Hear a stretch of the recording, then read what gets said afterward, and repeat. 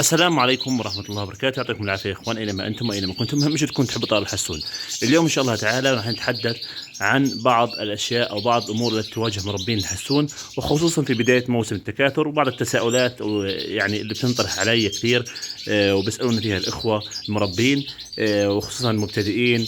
وهي يا إخوان أول مسألة وأول شيء اللي هي يا إخوان مسألة تأخر الأنثى في وضع البيض. يعني كيف الأنثى بتلف العش، بتعمل العش، تقعد يوم يومين ثلاث أربعة أسبوع، بمضي لها أسبوعين. وبعض الإخوة يعني قد يضيق يعني من هذا الإشي، بقول يعني ليش الأنثى مش بايضة؟ في مشكلة معينة عندي أنا في مشكلة في الأنثى؟ لا يا إخوان، هذا الأمر طبيعي بيحصل عند كل مربين حسون، وخصوصا بداية موسم التكاثر. أول عش للأنثى، طبعا مش كل الأناثي لكن بعض الأناثي، أول عش للأنثى الحسون ممكن يأخذ وقت حتى أن الأنثى تبيض فيه. وممكن تواجه مشكلة ثانية يا إخوان، اللي هي أن الأنثى تنقل العش، يعني تكون وضعيتها في مكان معين.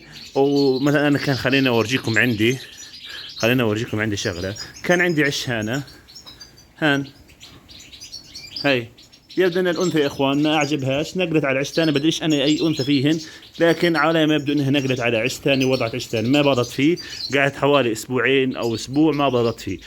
طبعا هذا امر طبيعي عند كل مربين حسون بيحصل. ممكن تقعد احيانا بعض الاخوه يا اخوان وضعت الانثى عش وقعدت ممكن شهر ما وضعت بيض. طيب شو السبب في هذا الاشي؟ اول سبب من الاسباب هو عدم جهوزيه الانثى عندك ما بتكون جاهزه 100%، فبالتالي هي عمليه وضع لف العش هي عباره عن عمليه تحضيريه تحفيزيه إلها. وبعدين يعني بعد ما تجهز ان شاء الله ممكن تبيض في نفس العش، حتى لو بعد ممكن اسبوعين وثلاثه، وممكن تبني عش جديد وتعمل عش جديد. الان يا اخوان المساله الثانيه، السبب الثاني اللي هو تغير الطقس. السبب الثاني اللي هو تغير الطقس وتغيرات الطقس. مرة تلاقي درجة حرارة عندك مرتفعة ل 30 درجة مئوية يعني تقريبا، ومرة بتلاقي عندك درجة حرارة نازلة ل 10 و20. وبالتالي الأنثى تغيرات الطقس هذه تأثر على أن الأنثى تبيض في هذا العش. هذا أول مشكلة بتواجه المربين في بداية موسم الحسون.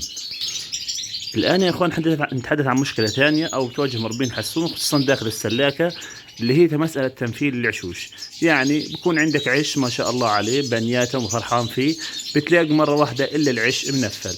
طبعا شو السبب؟ السبب إنه يعني هيك طبيعة الحسون خصوصا داخل السلاكة. بتواجه هذه المشكلة داخل السلاكة يا إخوان بسبب يعني يكون عندك حتى لو عندك عدد قليل من الأناث وعدد قليل من الذكور، أحيانا إذا اعتقل في عش يعني وجد عش بدهم يضلهم يلعبون فيه. فلذلك يا إخوان بنصحكم مثلا عندك عش معين حاول إنك تغطيه. يعني كيف تغطيه؟ ما تخلي مجال للحسون إنه يقعد يلعب فيه ويسحب القطن منه. يعني خلينا أورجيكم عندي أنا كيف، ونأخذ يا إخوان مثال العش هذا. شايفين كيف الآن أنا الحسون هذه بتكون نقطة ضعف عندي هنا. فأنا بعد ما أنت تلف العش إن شاء الله بحاول إني أغطي بهذا الورد الإصطناعي، إني ما أخلي مجال الحسون ينسل من القطن الموجود داخل العش هذا. فبحاول إني بغطيه بس طبعا ضمن إني أخلي يكون الأنثى تقدر تدخل. يعني مثلا هان العش بقدر أتحكم في هذول، ألف هيك مثلا، ألف هذه عليه، وإن الحسون يصعب يصل إلى لا ويلف ويسحب القطن من داخل العش. يعني بحاول إني أنا أغطي العش وخصوصا من الأسفل والجوانب أغطيه بطريقة يعني اللي ما يتأثر عليه. طبعا ألف بشكل خفيف حتى إن الأناثي أو الذكور ما يقدرن ينسلن من العش. المشكلة الثالثة يا إخوان بتواجه مربين حسون خصوصا بداية موسم، اللي هي يا إخوان مشكلة رمي البيض خارج العش أو رمي الفراخ. طبعا هذا عدة أسباب إلى، وخصوصا والسبب الأول يا إخوان اللي هو ممكن اللي هو حماوة الذكور. يكون عندك ذكر يعني حامل، فبالتالي بده يلقح كمان مرة، وبالتالي ممكن يرمي البيض خارج العش حتى إنه ترجع الأنثى يعني تكون جاهزة للتلقيح.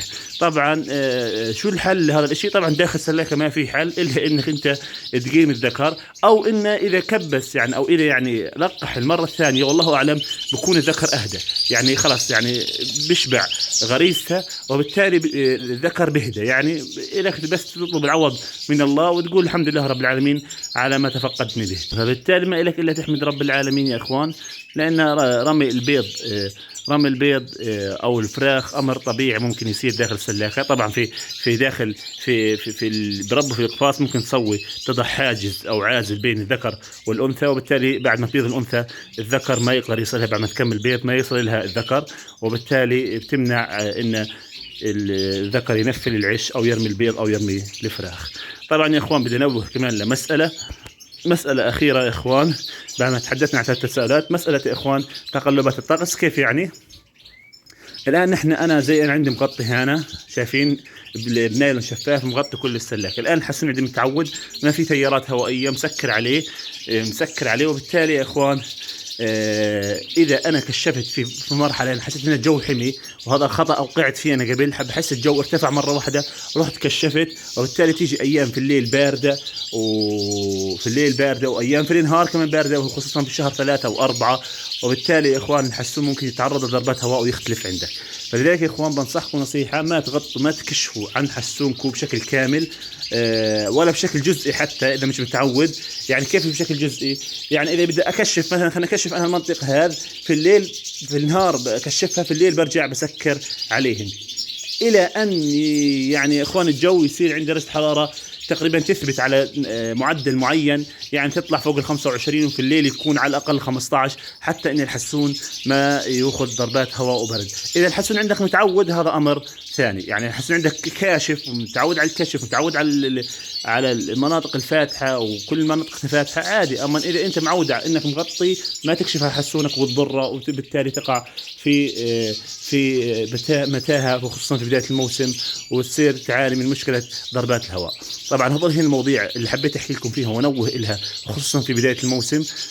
اذا اعجبكم الفيديو يا اخوان حسيتوا انه اضاف لكم شيء جديد، ما تنسوا تضغطوا لايك وتشتركوا في القناه. والسلام عليكم ورحمه الله وبركاته.